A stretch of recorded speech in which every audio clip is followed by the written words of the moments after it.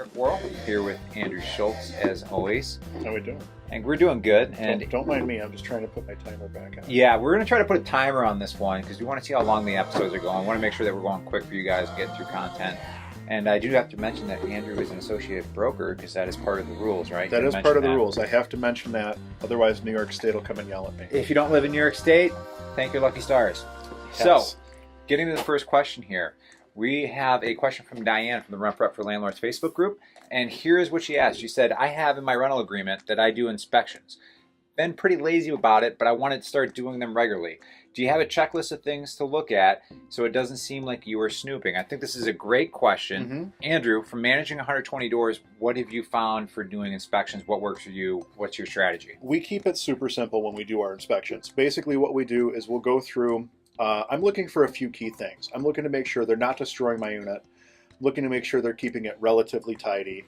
But more realistically, I'm looking for damages that are going to become an issue, or like piping and things like that are going to become an issue. So like a leaky pipe, or leaky like pipe. Yep. Yep. I check sinks. I check sinks to make sure that they are draining properly. Do you give them an actual reason of why you're there, or do you just say like kind of like tough noogies? No, it's we just. 3 months. I mean, we know our tenants know. Our tenants know that we're coming in to do inspections. Because Diane here was asking, she's like, it sounds like she's like, what kind of reason do you give them so it doesn't look like you're snooping? You don't worry about looking like you're snooping. Mm-hmm. You more so kind of.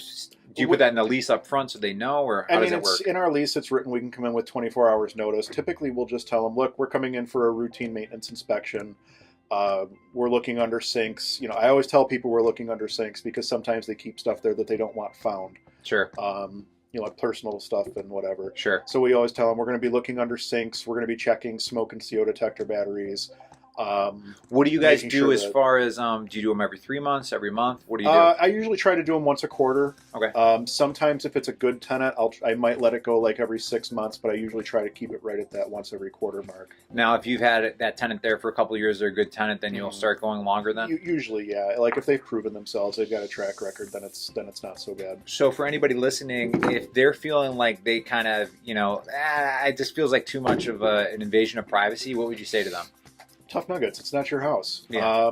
At the end of the day, my responsibility is not to the tenant. My responsibility is to the property owner, to the landlord. Sure. So at the end of the day, look, it's not all that inconvenient. I'm in and out of a unit in less than 10 minutes. Okay. We're looking at sinks, making sure that there's not water leaks, smoke and CO detector batteries. Making sure that the furnace filters are updated, things like that. Checking for like obvious signs of damage. Yeah. I'm not rummaging through people's drawers. I'm not checking in people's closets. I'm really just looking to make sure that the property is being taken care of and that we don't have any major issues. Oh, electrical outlets. That's something I always forget to mention. What about them? Making sure they're not overloaded.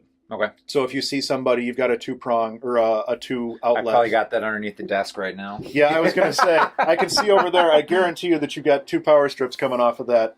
Do as Andrew says, not as I do. Right. So I'm looking for things like 1 power strip daisy chained off of another power strip.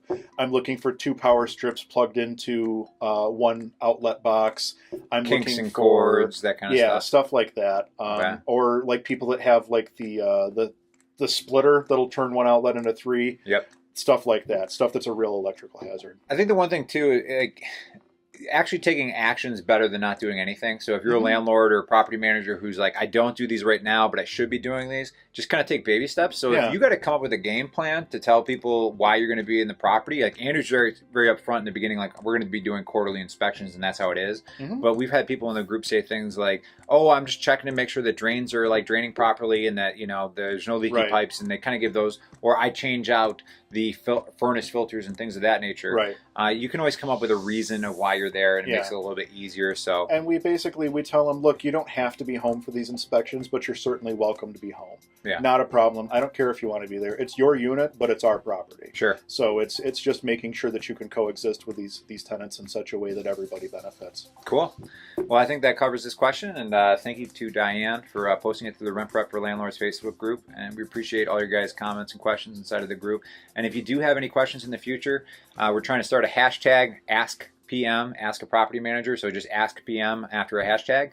You can put that and we can search that and see if you guys are asking questions inside of the group. Or you can tag Andrew or I in the comments and you'll see us in this post as well. So thank you for watching, and hopefully you picked up something, and we'll see you soon.